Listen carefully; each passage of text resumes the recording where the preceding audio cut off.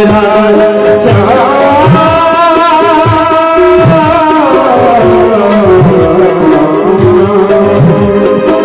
तू ही है बस सहारा मेरा, तुझसे ही गुजारा मेरा, तुझी का मेरे है अरमान ही, टूटना बस ये दादा तेरा। जब सांसें चलेगी मुझको दर्द पुराना, भूलो को तुम भूलो भले।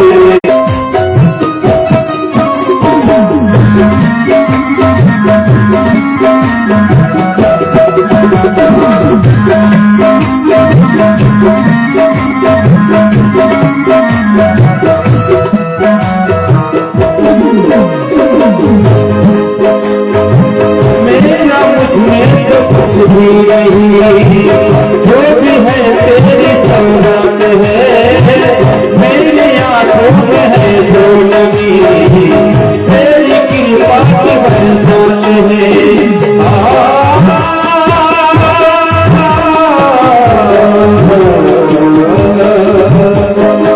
मेरा मुझमें तो कुछ भी नहीं, जो भी है तेरी सौगात है, मेरी आंखों में है जो नमी, तेरी कृपा की बरसात है।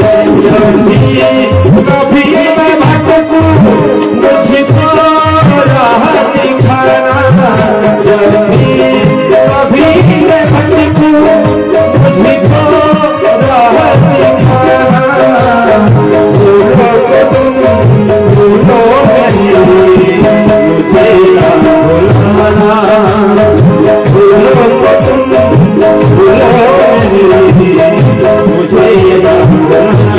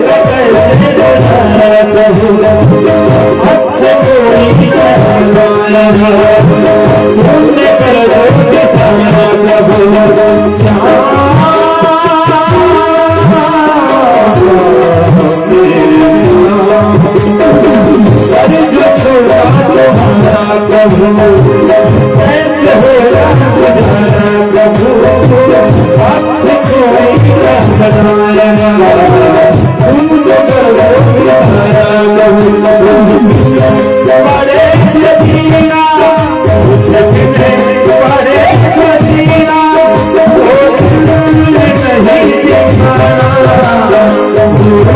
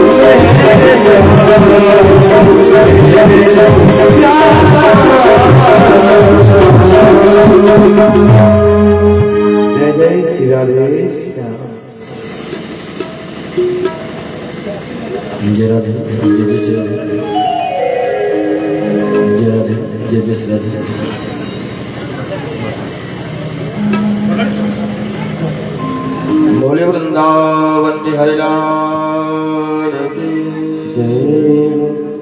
भागवत भगवान ज्ञानांजलि शलाकया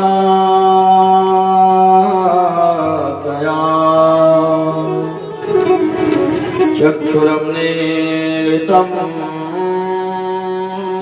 येन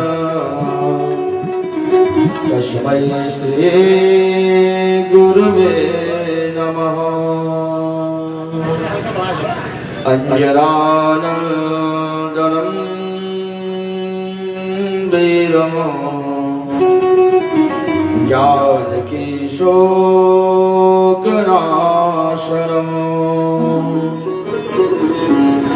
कपीश्वमक्षहन्तारम् वन्दे लङ्काभयङ्करम्।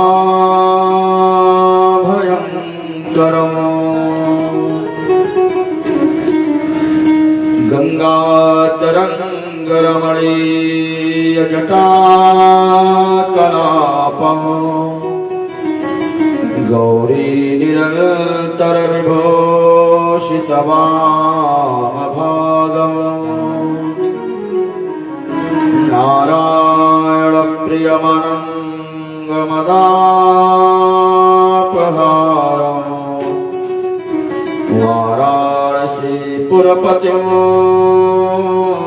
भज विश्वनाथम्। या देवी सर्वभूतेषु मातृरूपेण संस्थिता नमस्तस्यै नमस्तस्यै नमस्तस्यै नमो नमः। वंशी विभूषितकरान्नवनीर्दाभान् पीताम्बरादरुणबिम्बफलाधरोष्ठान् पूर्णेन्दुसुन्दरमुखादरविन्दनेत्रान् कृष्णात् परं किमपि तत्त्वमहं न जाने।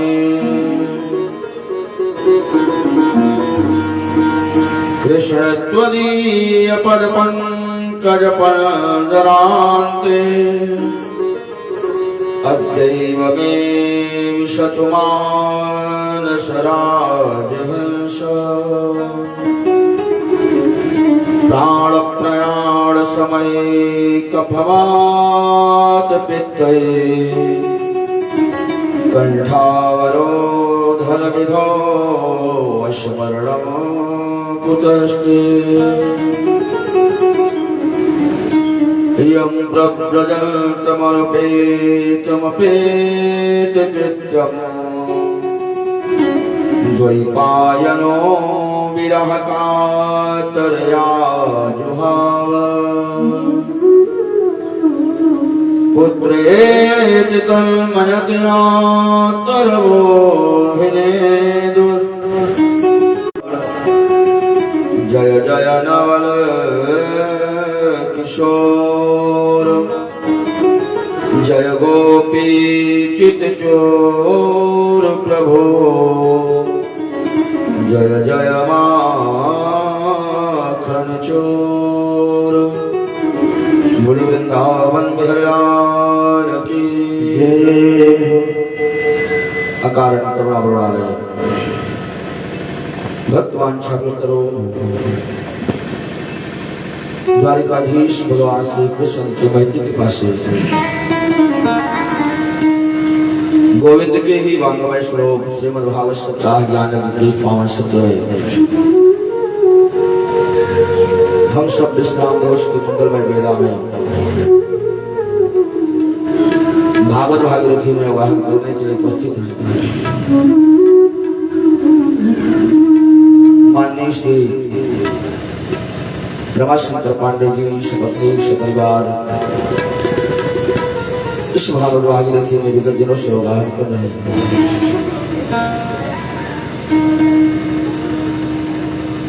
उनके माध्यम से इस क्षेत्र को, इस समाज को,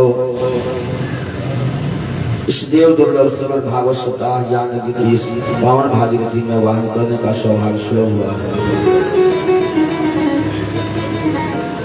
इस विश्राम दिवस के मंगलमय बेला में हम लोग प्रवेश करें उसके पूर्व दो बार गोविंद के पावन नाम का उच्चारण।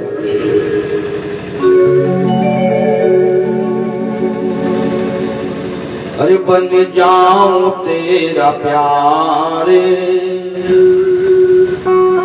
बन जाऊं तेरा प्यारे, तुझे प्यार करते करते बन जाऊं तेरा प्यारे, तुझे प्यार करते करते बन जाऊं तेरा प्यारे, तुझे प्यार करते करते बन जाऊं तेरा प्यारे, तुझे प्यार करते करते जीवन बिताया सारा इंतजार करते करते जीवन बिताया सारा इंतजार करते करते बन जाऊं तेरा प्यारे, तुझे प्यार करते करते बन जाऊं तेरा प्यारे, तुझे प्यार करते करते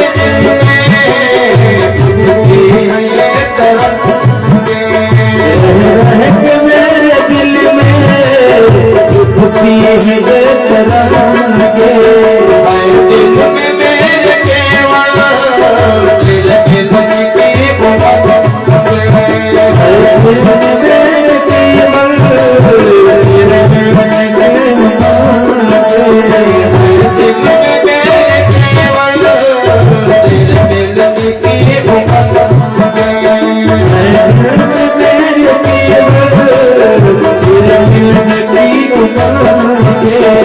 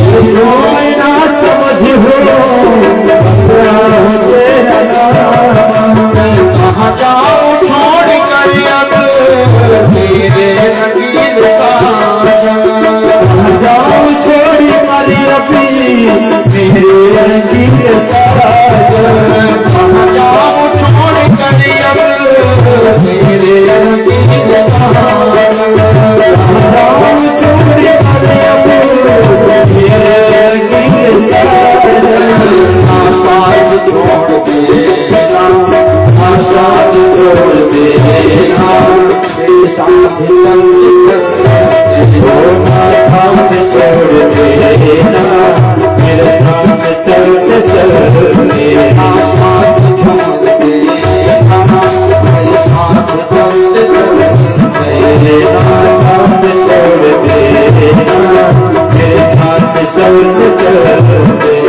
बन जाऊं तेरा प्यार करते करते बन जाऊं तेरा प्यारे कुछ प्यार करते करते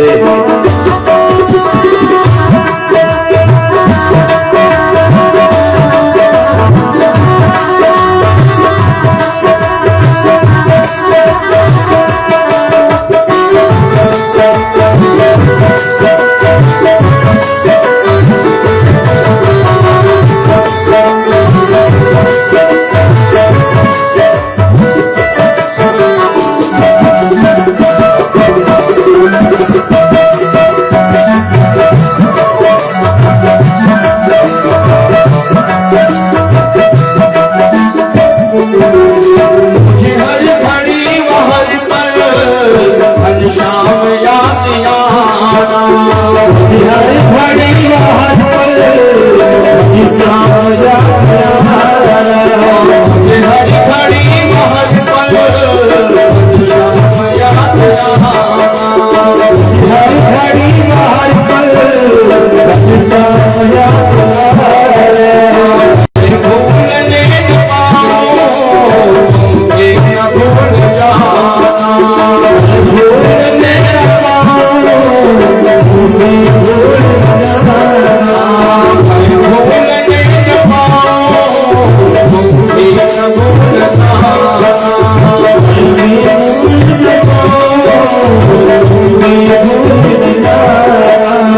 चल गई जिंदगानी रहा में चलते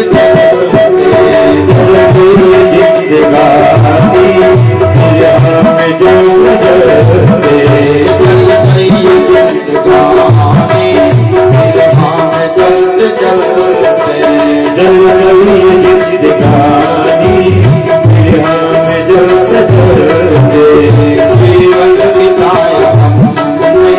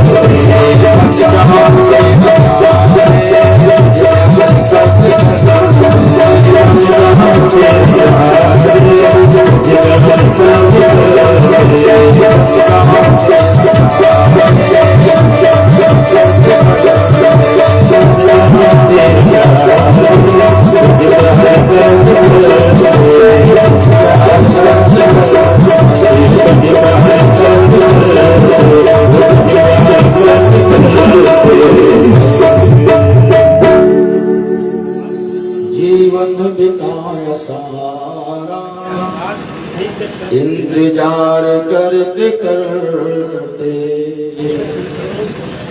बन जाऊं तेरा प्यारे तुझे प्यार करते करते। जीवात्मा यही कहती है परमात्मा से 84 लाख योनियों में मैंने बहुत ढूंढा, ढूंढ ढूंढ कर तुझको हारी, पता मिला ना तेरा, आस आखिरी टूट न जाए चिड़िया रैन बसेरा। तुम हमारे थे शमरिया तुम हमारे हो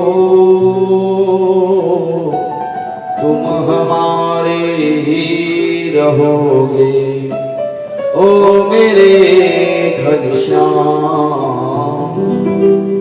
हम तुम्हारे थे कन्हैया, हम तुम्हारे हैं, हम तुम्हारे ही रहेंगे ओ मेरे प्रीतम।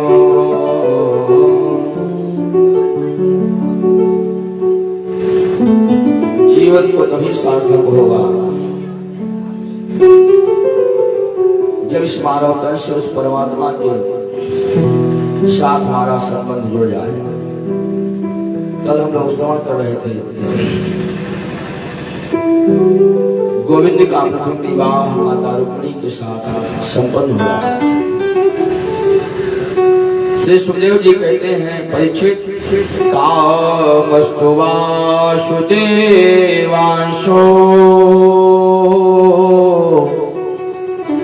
दग्धः प्रागरुल्बन्यजना।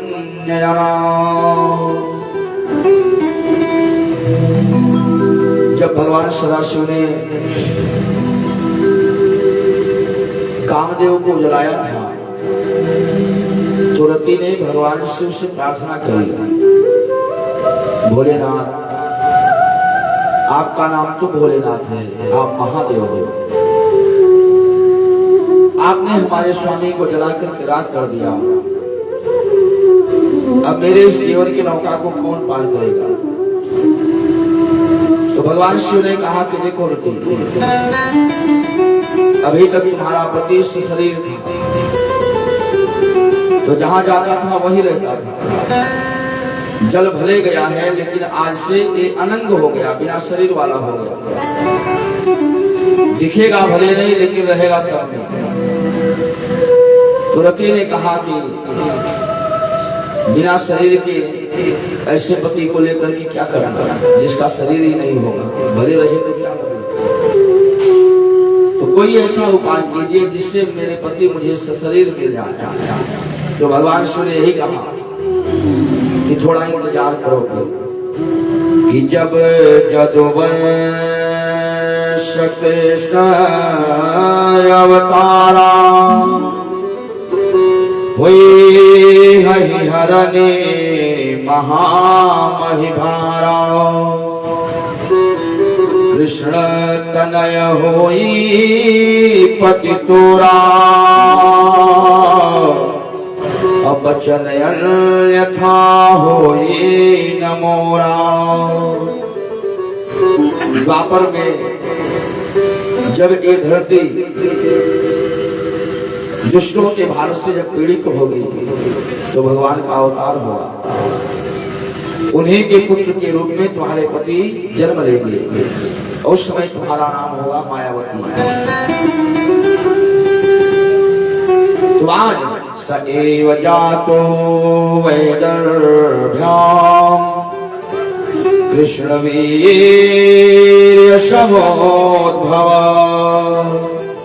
प्रद्युम्न यति विख्यात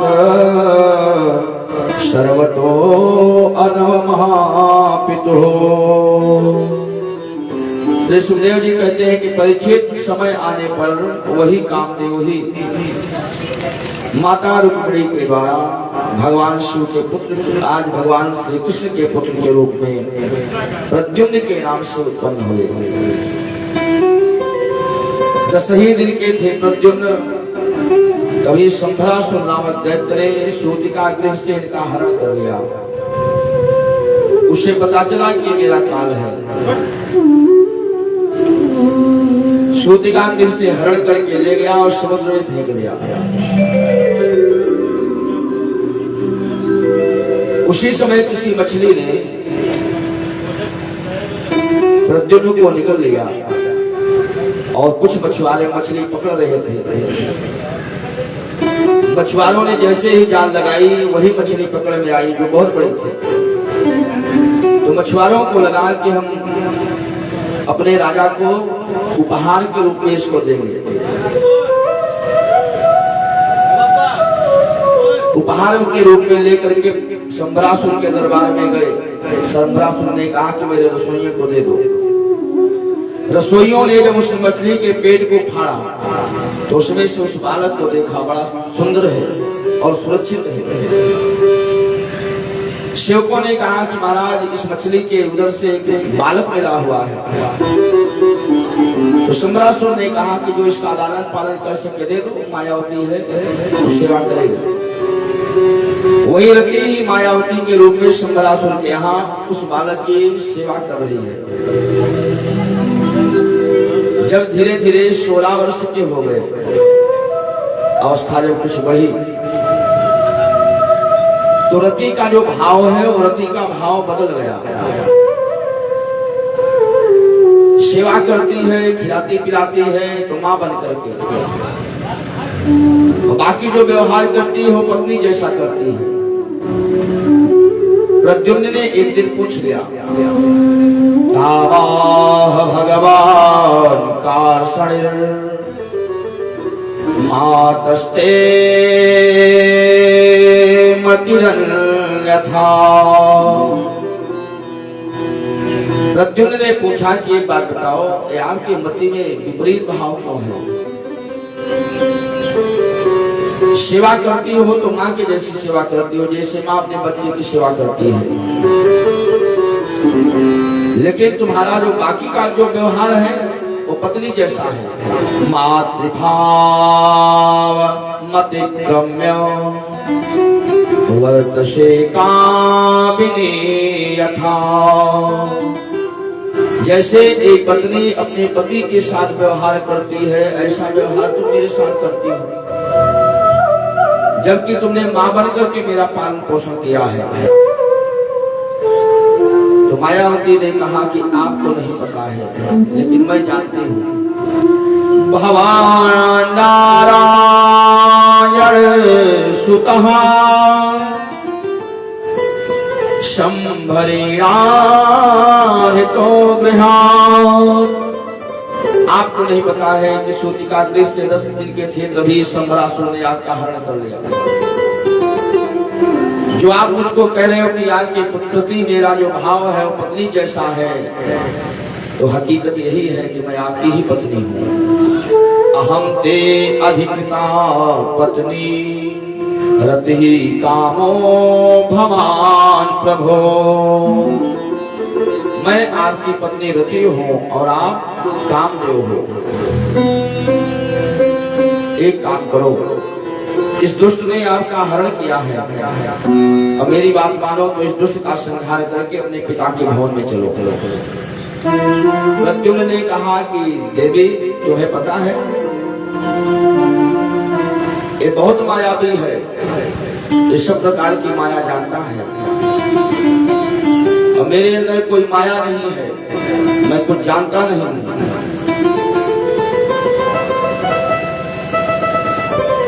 मायावती ने कहा कि मेरा नाम मायावती है, मैं इसकी सारी माया को काटना जानती हूँ, आओ मैं आपको ज्ञान देती हूँ। श्री सुखदेव जी कहते हैं कि मायावती ने सारी माया काटने के उपाय बता दिए और अंत में शंभरासुर को प्रद्युम्न ने मौत के घाट पर दिया।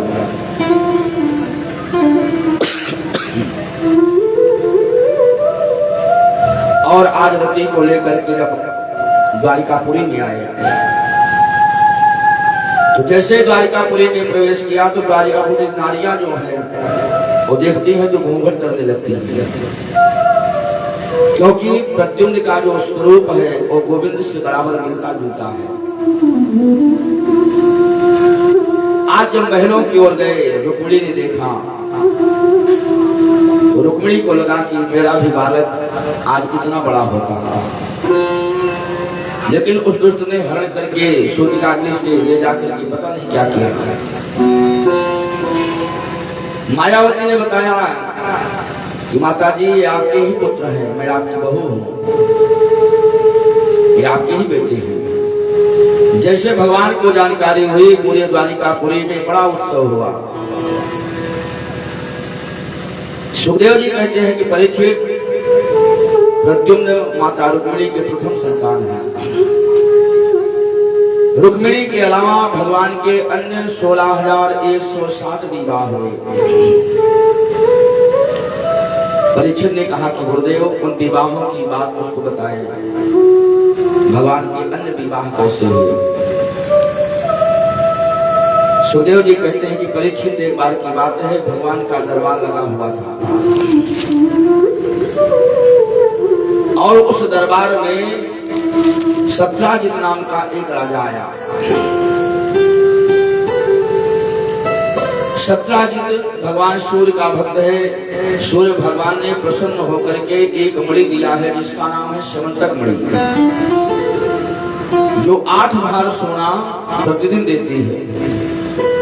और उस मणि को पहन करके जिस समय निकलता है तो देखने वालों को ऐसे ही लगता है कि जैसे साक्षात सूर्य नारायण का आगमन हो गया। जैसे ही भगवान के दरबार में प्रवेश किया, जितने भी पार्षद बैठे हुए थे सब उठ करके खड़े हो गए। भगवान ने पूछा क्या हुआ। पार्षदों ने कहा कि प्रभु आपका दर्शन करने के लिए सूर्य नारायण आ रहे हैं। भगवान ने कहा सूर्य नारायण नहीं है, ये राजा सत्राजित है, समंतक मणि धारण करके आ रहा है, बैठ जाओ। कुछ देर सत्राजित दरबार में रहा और जब जाने लगा तो भगवान ने कहा कि भैया समंतक मणि तुम्हारे पास है, ये 8 भार सोना देती है। एक भार में होता है 20 तोला, 8 भार सोना देती है।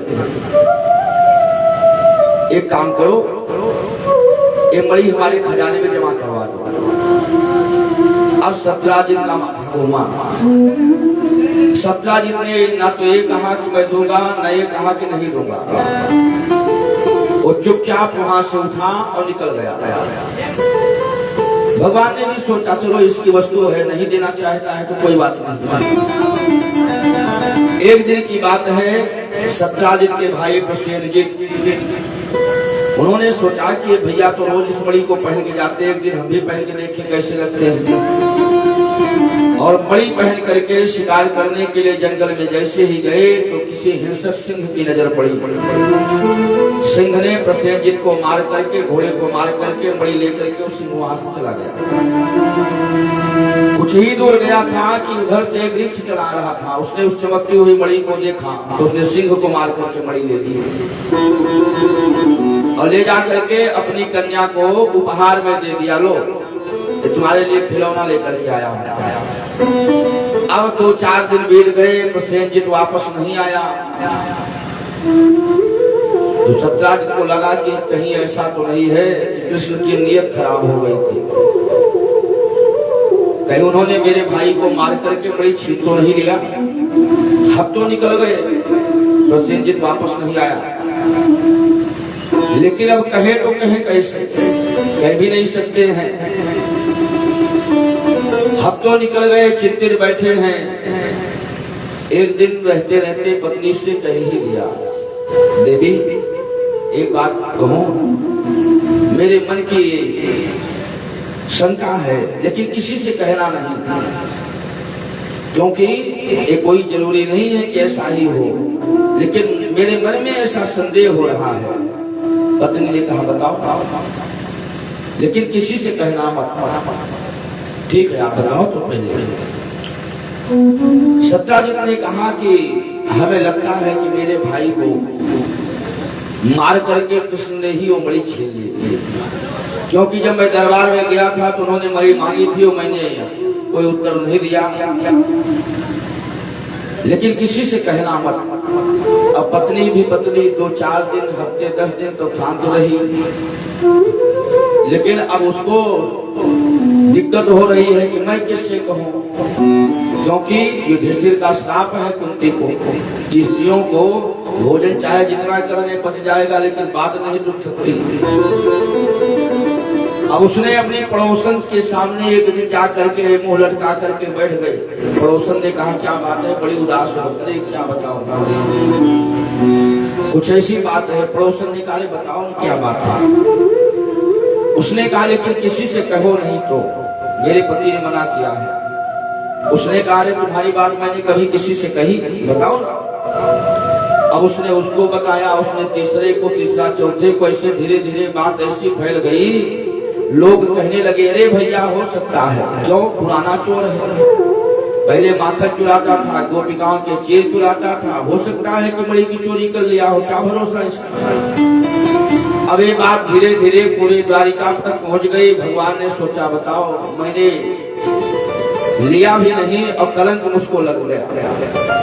तो भगवान ने अपने सैनिकों को साथ में लिया, कहा भैया चाहे जैसे भी उस मणि को खोज करके इस राजा के हाथों सुपुर्द करना पड़ेगा, नहीं पूरे जीवन एक कलंक मेरे लगा रहेगा। अब भगवान जब निकले सैनिकों के साथ ढूंढने के लिए जंगल में गए, तो जंगल घनघोर जंगल में देखा कि प्रसेनजीत मरा पड़ा है, उसकी अस्थियां पड़ी हैं, घोड़ा पड़ा हुआ है।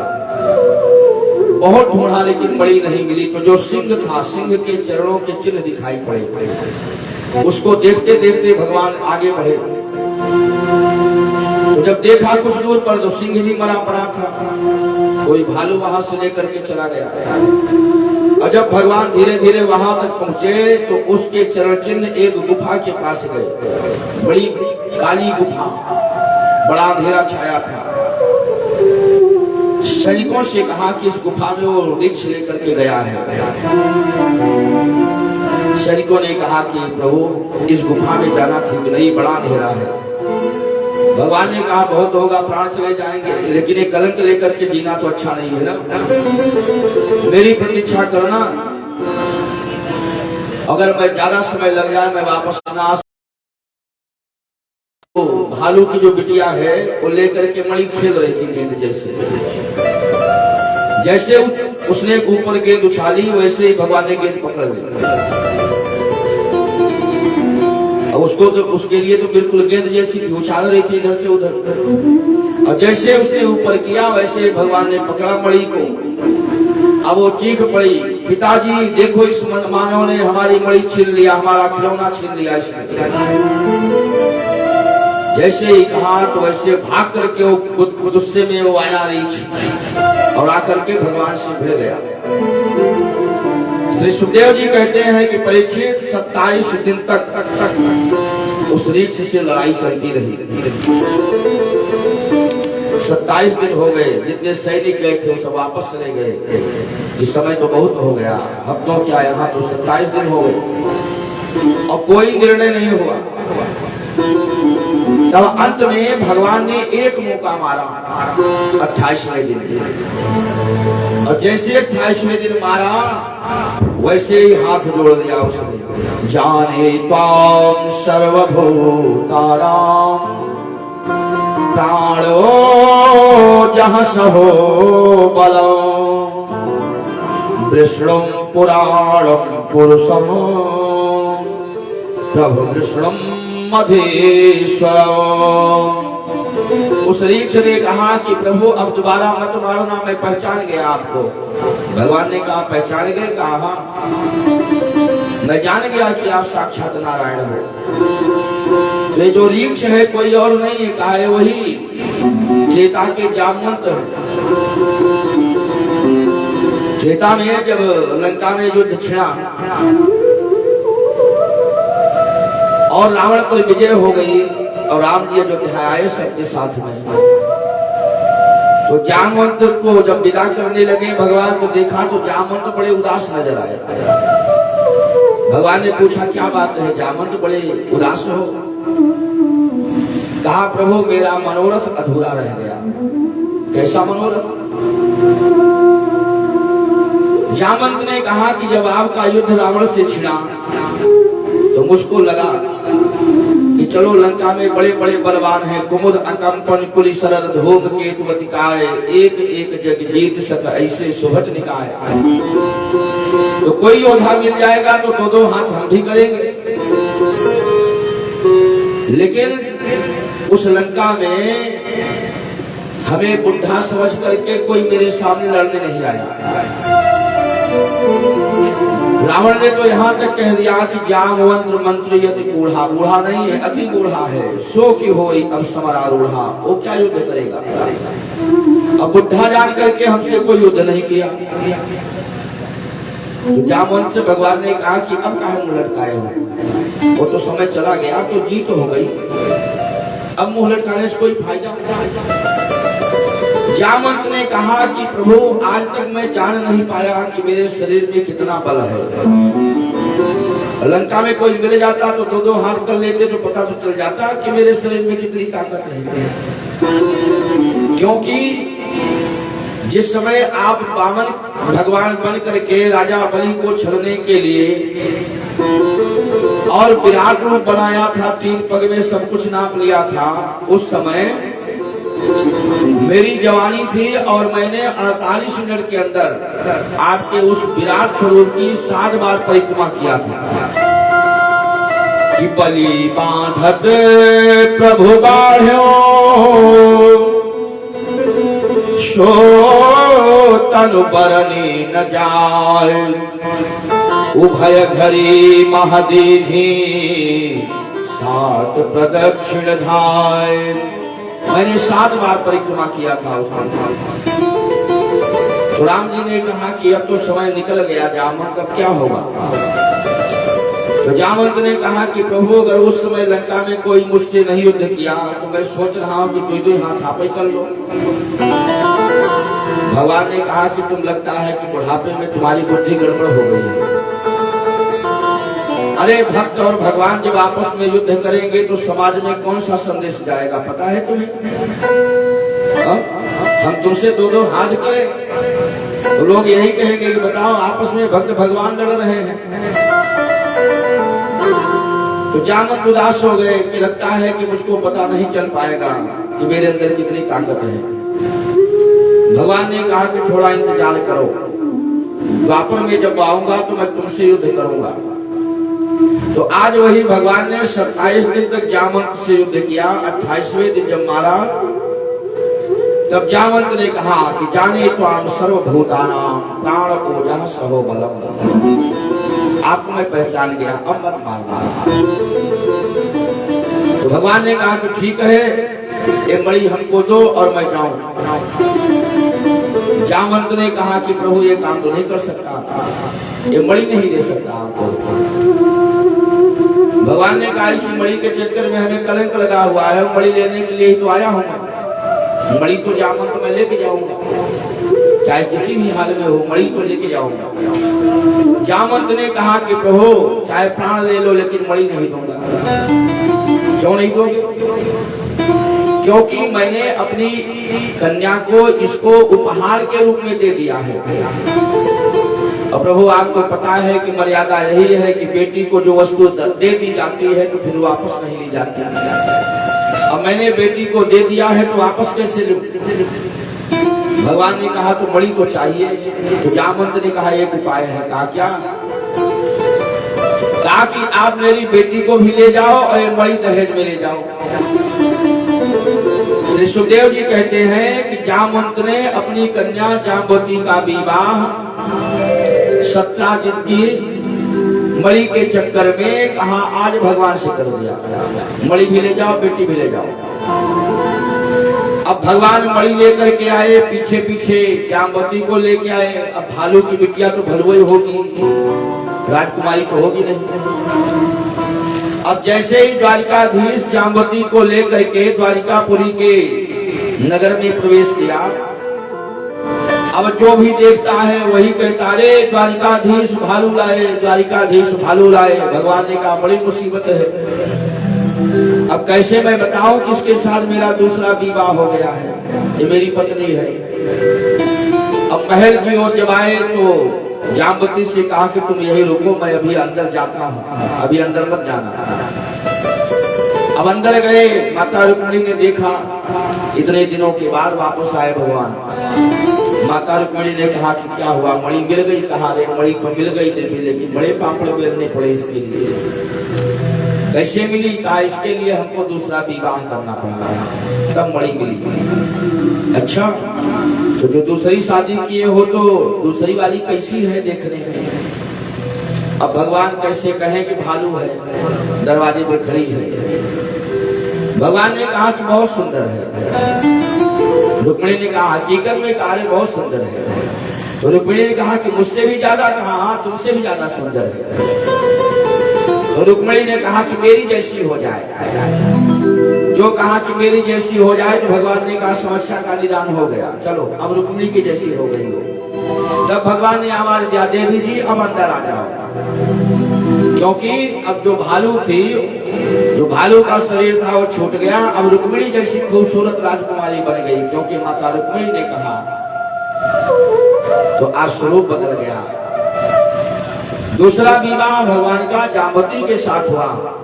भगवान ने दरबार में सत्राजित को बुलाया, बुलाओ उसको, जो मणि का कलंक लगा करके मुझको बैठा है।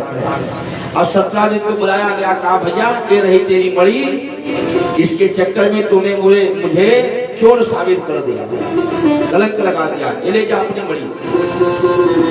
और समाज समाजी है, अभी तक वही समाज कहता था, अरे पुराना चोर है, पहले माखन चुराता था, गोपियों के खीर चुराता था, अब मणि चुराया होगा। और आज जब भगवान ने मणि दे दिया तो वही समाज कहता, अरे हम तो पहले कहते थे कि द्वारिकाधीश उनको काहे की कमी है, हाँ? यही दुष्ट है, इसने चोरी का कलंक लगाया मेरे प्रभु को। अब सत्राजित को लोग खरी खोटी सुनाने लगे। सत्राजित ने सोचा कि मेरा जीना मुश्किल हो गया। अब जिधर से जाए लोग वही कहे, देखो इसको, द्वारिकाधीश को इसने चोर ठहरा दिया एक मणि के चक्कर में। सत्राजित ने सोचा कि पूरे जीवन ये मुझको सुनना पड़ेगा, तो करूं क्या? अपनी बिटिया का विवाह भगवान के साथ कर दूं और एक मणि दहेज में दे दूं।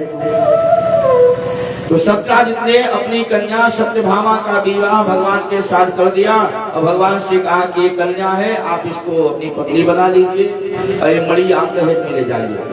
भगवान ने कहा कि तुम्हारी बेटी से विवाह तो कर लूंगा, लेकिन मणि नहीं ले जाऊंगा, क्योंकि अगर तुम्हारी कन्या के साथ विवाह करके और मणि दहेज में लेकर के गया तो लोग यही कहेंगे, ऐसे नहीं लिया तो ऐसे घुमा करके ले लिया, बेटी से शादी करके ले लिया, लेकिन मणि की निगाह की तो मणि लेके ही छोड़े, इसलिए मणि को नहीं होगा, ये मणि अपनी ले जाओ। श्री सुखदेव जी कहते हैं कि सत्राजित उस मणि से निकलते हुए 8 बार स्वर्ण को और द्वारिकाधीश के खजाने में जमा करता रहा। तीसरा विवाह भगवान का सत्राजित की कन्या सत्यभामा से हुआ, जो कि स्वयं भगवान की प्राण प्रिया है, भूदेवी है, पृथ्वी ही सत्यभामा के रूप में अवतरित हुई है। आज सत्यभामा से भगवान का अगला विवाह हुआ। उसके बाद भगवान का विवाह कालिंदी जमुना जी से हुआ। फिर नग्नजित की कन्या नग्नजिती से हुआ। अगला विवाह भगवान का भद्रा के साथ हुआ।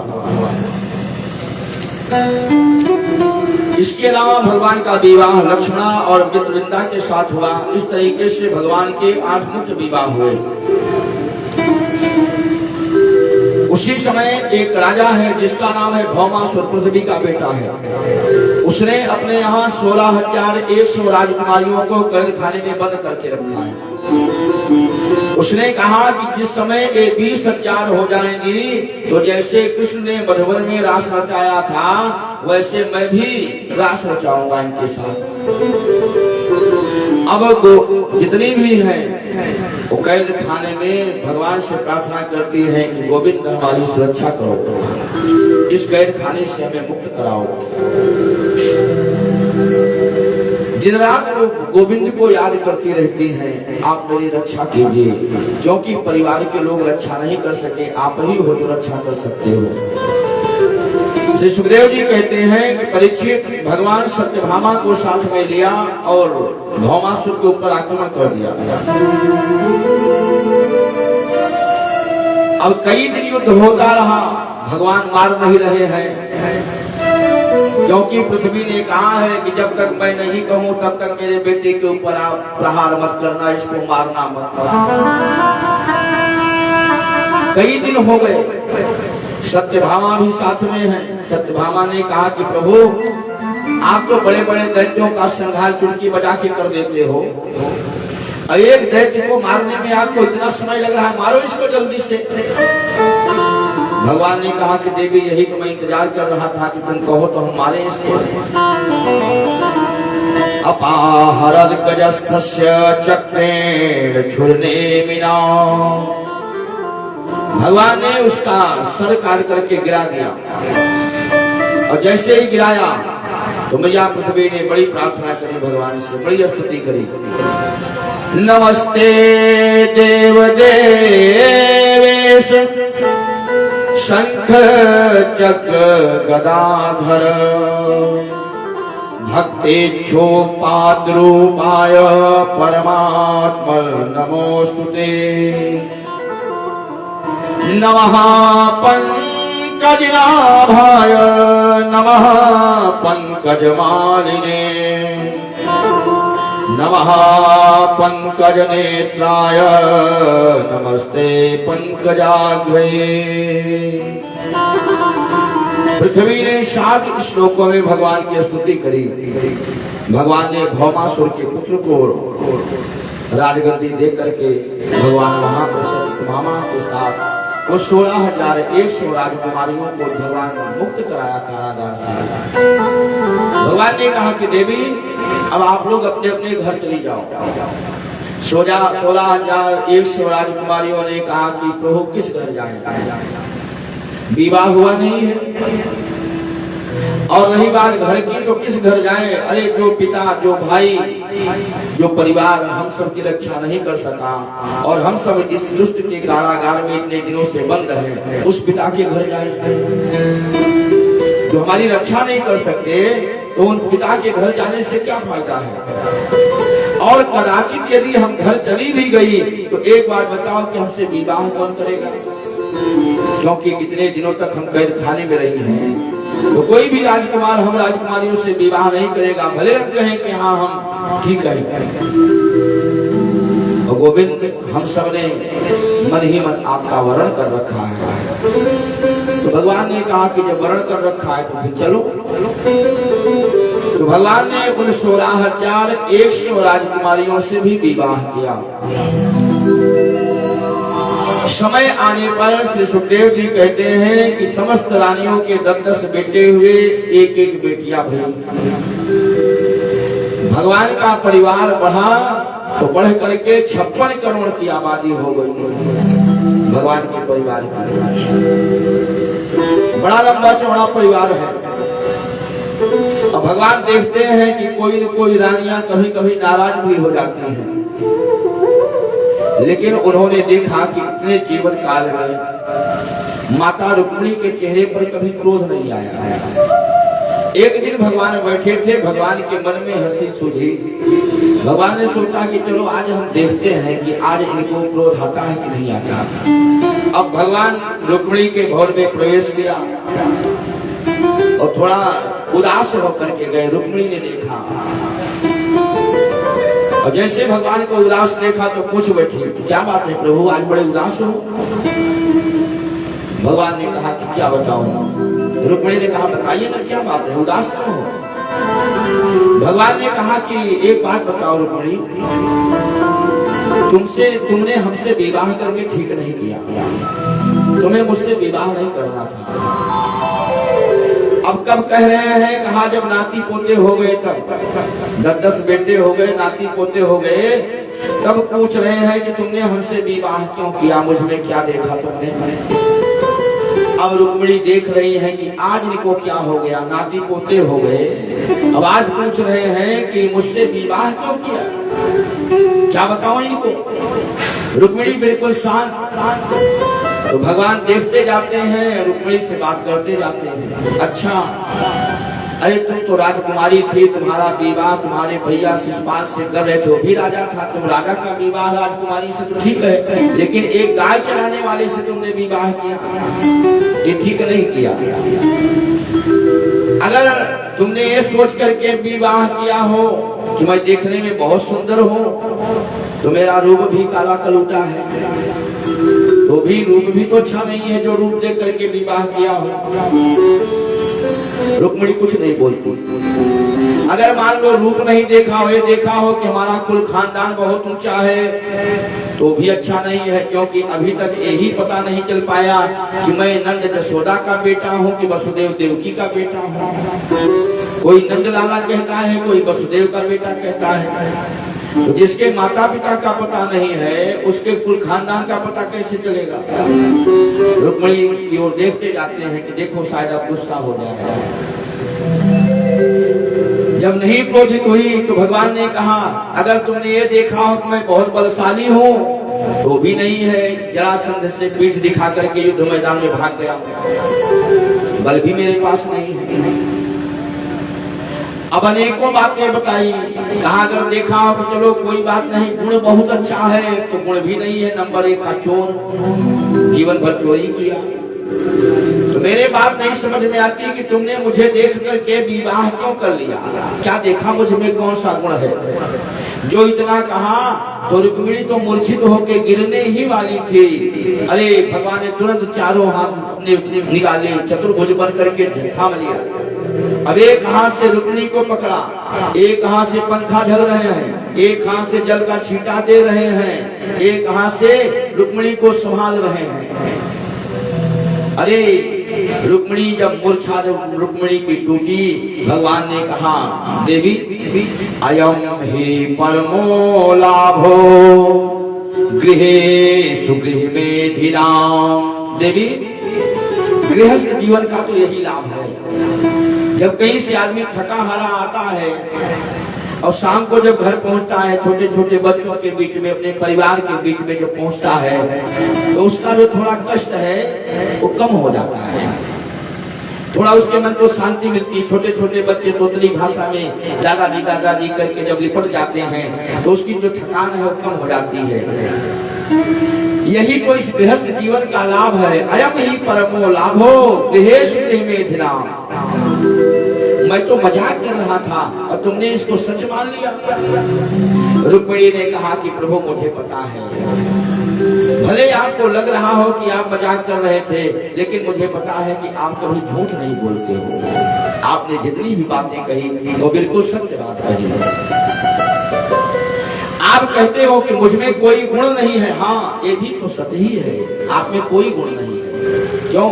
क्योंकि आप त्रिगुणातीत हो, सतो गुण रजो गुण तमो गुण से आप परे हो। माया गुण को पार, माया से गुणों से परे हो आप तो त्रिगुणातीत हो।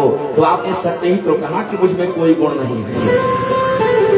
आप कहते हो हमारे माता पिता का पता नहीं है, तो प्रभु माता पिता का तो पता उसके होगा जिसका जन्म हुआ है। आप तो अजन्मा हो, तो अजन्मा जो है तो उसके माता पिता कौन है? रही बात आप कहते हो चोर हो, तो हाँ आप चोर हो, लेकिन आप तो अपने भक्तों के पाप को चुराने वाले हो। इसीलिए एक नाम आपका हरि भी है, जो अपने भक्तों के पाप का हरण करने वाला है। तो गोविंद आपने जो भी कहा आपने सत्य ही तो कहा। आप कहते हो कि जरासंध को पीठ दिखा करके मैं समुद्र के बीच में छुप करके रह रहा हूँ, तो प्रभु एक बात बताओ, अपने भक्तों से आप जीते कब हो? हमेशा हारे ही तो हो। आपके भक्त तो हमेशा आपको परास्त किए हैं, आप तो हमेशा अपने भक्तों से परास्त हुए हो, जीतते कब हो? जो इतना कहा तो भगवान मुस्कुराए, अरे रुक्मिणी, अगर आज मैं तुमसे आज हंसी नहीं करता तो आज मुझको पता नहीं चलता कि तुम्हारे अंदर कितना ज्ञान है। तुमने सारी बातों को अध्यात्म से जोड़ करके आज हमको उत्तर दे दिया। धन्य हो, मैं तो केवल देख रहा था कि तुम्हें क्रोध आता है कि नहीं आता है। श्री सुखदेव जी कहते हैं कि परीक्षित, भगवान का बड़ा लंबा चौड़ा परिवार है।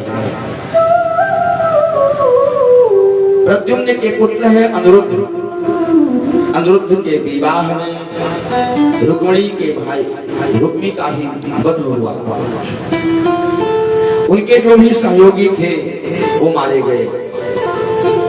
अनिरुद्ध का दूसरा विवाह उषा के साथ हुआ, जो बाणासुर की कन्या है, जिसमें बाणासुर के 1000 भुजाएं हैं। उन 1000 भुजाओं को भगवान ने छांट दिया। भगवान शिव बाणासुर की सहायता में भगवान शिव आए। शिव के कहने से भगवान ने 2 भुजाओं को छोड़ा, बाकी 998 भुजाओं को भगवान श्री कृष्ण ने छाट दिया बाणासुर को। सुखदेव कहते हैं कि परीक्षित, भगवान ने देखा इस संसार का नियम है कि जिस परिवार में कोई व्यक्ति पावर वाला हो, धन की कोई कमी न हो, परिवार बहुत बड़ा हो, उस परिवार के बच्चे बिगड़ जाते हैं।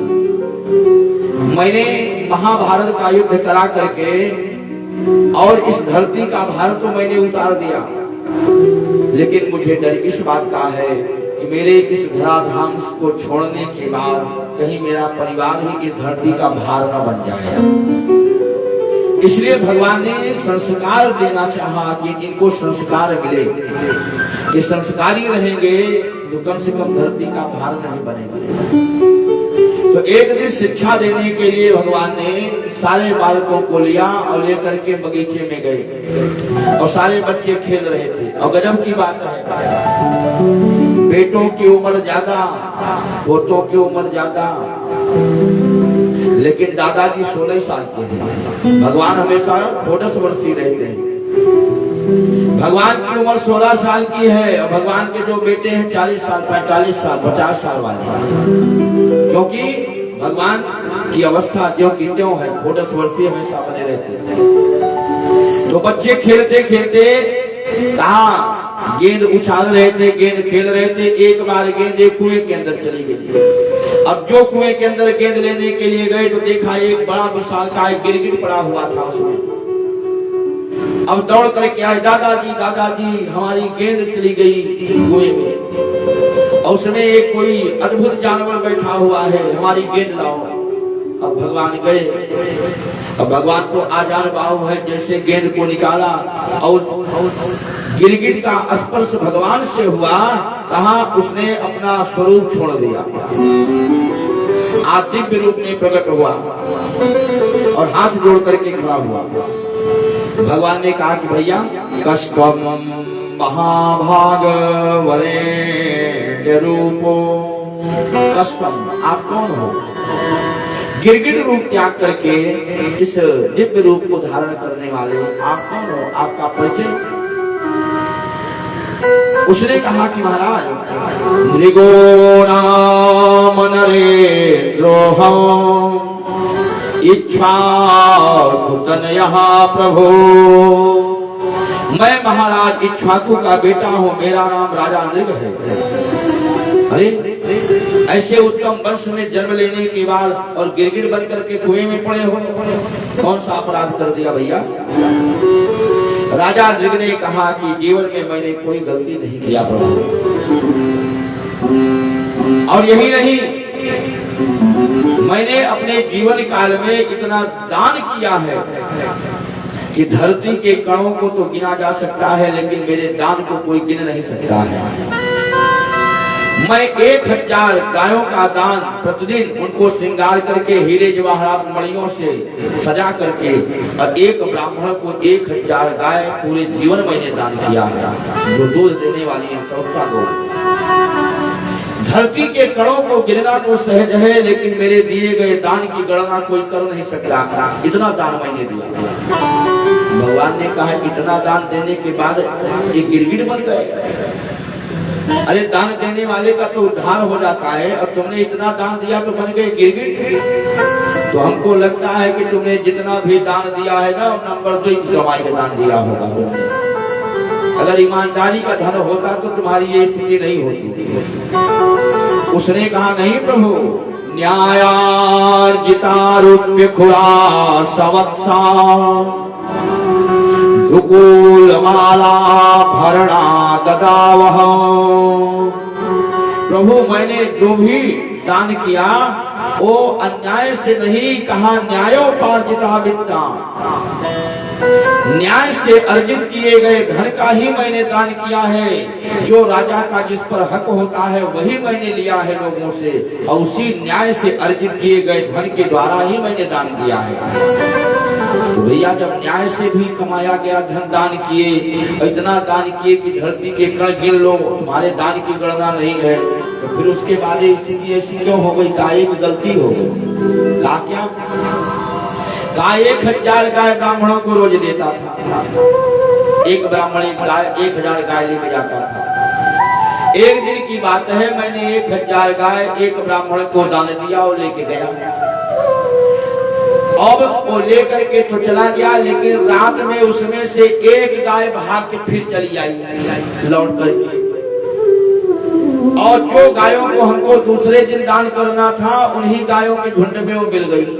और दूसरे दिन दूसरे ब्राह्मण को जब दान दिया तो भी चली गई उसी में। अब ये देख करके जब जा रहा था तो जिसको पहले दिन दिया था वो आ रहा था लेने के लिए। दोनों की मुलाकात हो गई। उसने कहा भैया ये गाय तो हमारी है। वो कहता है हमको आज दान मिली है, हमारी है। वो कहता है हमको कल मिली थी, हमारी है। और दोनों ब्राह्मण लड़ते लड़ते हमारे पास आए। दोनों सच थे। वो कहता है कि हमको पहले मिली, वो कहता है आज हमको मिली है। तो हमने इतना ही कहा कि हे ब्राह्मण देवता, एक गाय के बदले 1000 गाय ले लो, लेकिन आपस में विवाद मत करो। इतना ही जैसे कहा तो उन तो ब्राह्मणों ने कहा कि तुम गिरगिट जैसा रूप बदल रहे हो, जाओ गिरगिट हो जाओ। हमारा तब से गिरगिट बना हो। आज मेरी मुक्ति हो गई। तब भगवान ने अपने बालकों को बताया, कहा देख रहे हो राजा जी तो मुक्त हो गए, चले गए। लेकिन भगवान ने उन बालकों से कहा ना हो हारा हलम मन्ने विषम यस्य प्रतिक्रिया। हलाहल विष, जैसे परिवार के 10 लोग हैं, भगवान कहते हैं बच्चों एक बात याद रखना, जैसे 10 लोग हैं परिवार में और उस 10 लोगों में कोई एक आदमी जहर पी ले, तो जहर पिया है जिसने कहा वही मरेगा, बाकी 9 नहीं मरेंगे। लेकिन अगर याद रखना, अगर किसी ब्राह्मण से अगर विरोध कर लिया, ब्रह्मस्वम ही विषम प्रोक्तम नाश प्रतिविदुर्भुवे। अगर किसी ब्राह्मण से विरोध कर लिया, ब्राह्मण की क्रोधाग्नि का विष अगर पड़ गया, तो जानते हो कुलम समूलम दहत ब्रह्मस्वारण पाव कहा। अगर किसी ब्राह्मण का को किसी परिवार को हो गया, अपराध एक करता है, लेकिन अगर उसके ऊपर कहीं ब्राह्मण का कोप हो गया तो एक के चक्कर में पूरा परिवार नष्ट हो जाता है। उस विष से भी ज्यादा खतरनाक है ब्राह्मण का क्रोध। इसलिए अपने जीवन में कभी किसी ब्राह्मण का अपराध मत करना। आज भगवान ने बैठा करके समझाया, लेकिन अंत वही हुआ यदुकुल का, कि ब्राह्मणों के अपराध के कारण ही यदुकुल का विनाश हुआ है। श्री सुखदेव जी कहते हैं कि एक बार बलराम जी ब्रजवासियों से मिलने के लिए गए। काफी समय हो गया था, तो ब्रजवासियों से मिलने की इच्छा लेकर के बलराम जी गए। वहां पर जमुना जी से उनका संवाद हुआ है, उसका वर्णन से सुखदेव जी ने किया। उसी समय एक राजा हुआ जिसका नाम था पौंड्रक। पौंड्रक ने 2 नकली हाथ बनवा लिए, एक सुदर्शन चक्र बनवा लिया, कौस्तुभमणि बनवा ली और पूरे शरीर को नील से पोत करके नीला कर दिया। और उसने एक दूत को बुलाया, दूत से कहा कि जाओ द्वारिकापुरी में, और जो द्वारिकापुरी में द्वारिकाधीश बन करके रहता है उससे बता दो कि वो द्वारिकाधीश नहीं है, असली द्वारिकाधीश असली भगवान मैं हूं।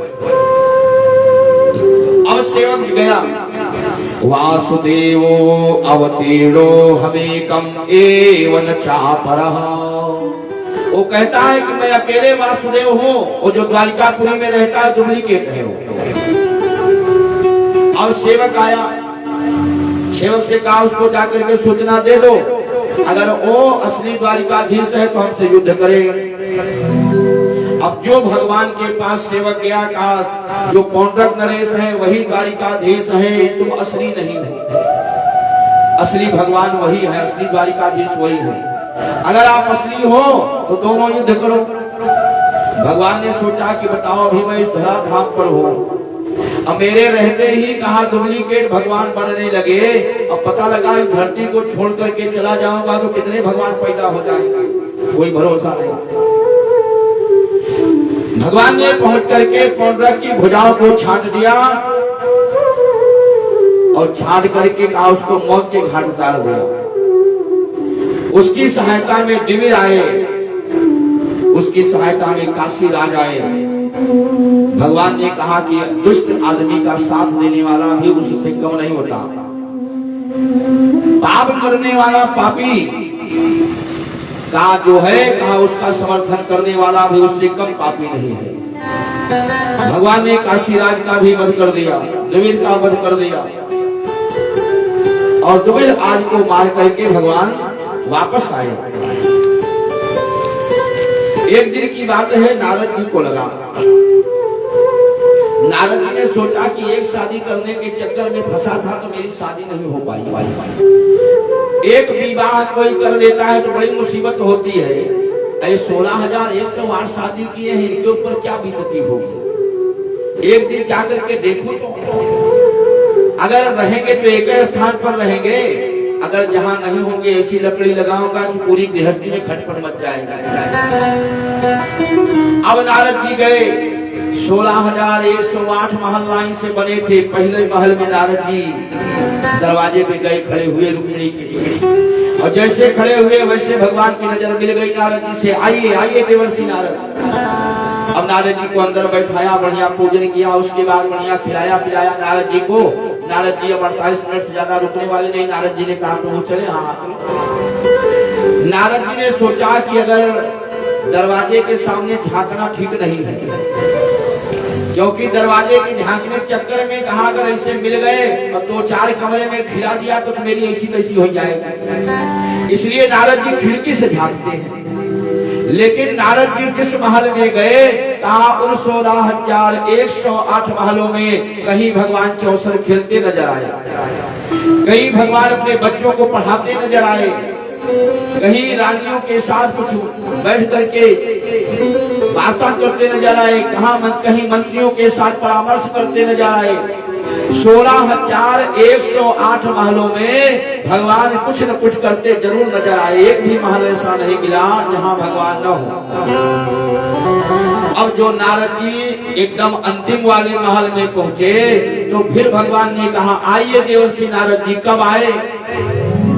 नारद जी ने कहा कि मैं गया ही कब था, मैं तो जब से आया हूं तब से यहीं घूम रहा हूं। तो भगवान ने कहा कि देवर्षि नारद, तुम 16,108 महलों में मुझे देखना चाहते थे, तो तुम्हें पता है ये 16,108 नहीं, कहा मैं अनगिनत रूप धारण कर सकता हूँ। क्या ये बात भूल गए? अरे जिस समय त्रेता में भगवान राम लंका पर विजय प्राप्त करके अयोध्या आ रहे थे तो अयोध्या वाले जितने भी लोग थे यही सोच रहे थे कि राम जी से सबसे पहले मैं मिलूंगा। हर कोई यही चाहता था कि सबसे पहले राम से मैं ही मिलूंगा। ये बात भगवान ने समझ लिया।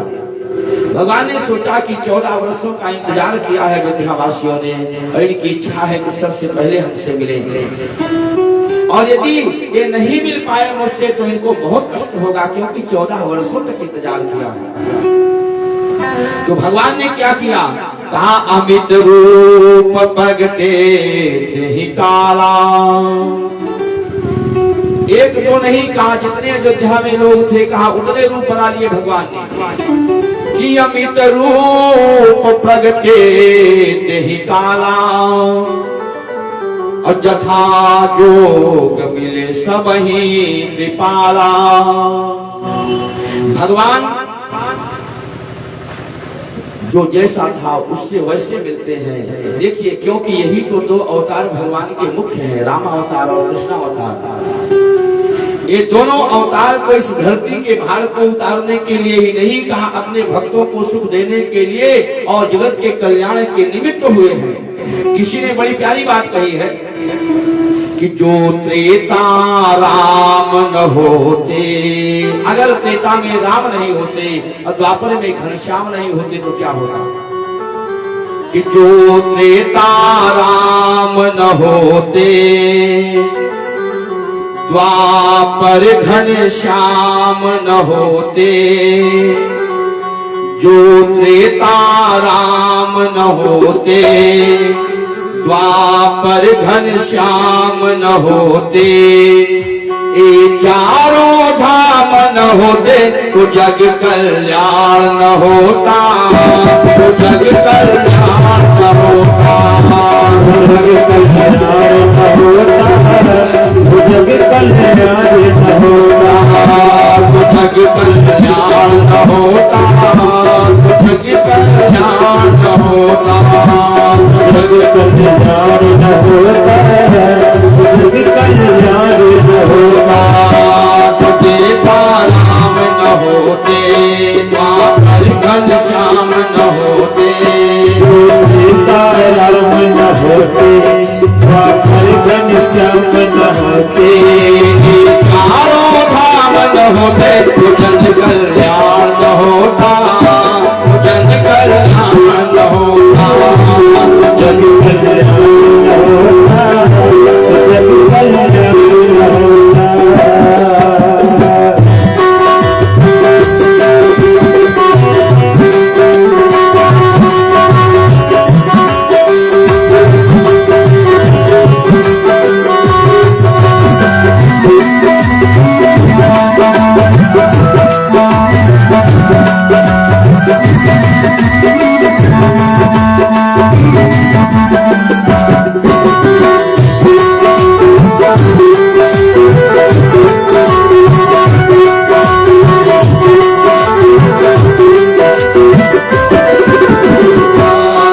यदि सिया राम का वन गमन न होता, यदि सिया राम का वन गमन न होता, यदि सिया राम का वन गमन न होता, यदि सिया राम का वन गमन न होता, तो दशरथ का मरण न होता, दशरथ का मरण न होता, दशरथ का मरण न होता, दशरथ का मरण न होता। सिया चुराई न जाती, गंगा चुराई न जाती, सिया चुराई न जाती, गंगा चुराई न जाती, सिया चुराई न जाती, गंगा चुराई न जाती, सिया चुराई न जाती, गंगा चुराई न जाती। का मरण न होता, तो जन कल्याण न होता, जग कल्याण न होता, जग कल्याण न होता, जग कल्याण न होता।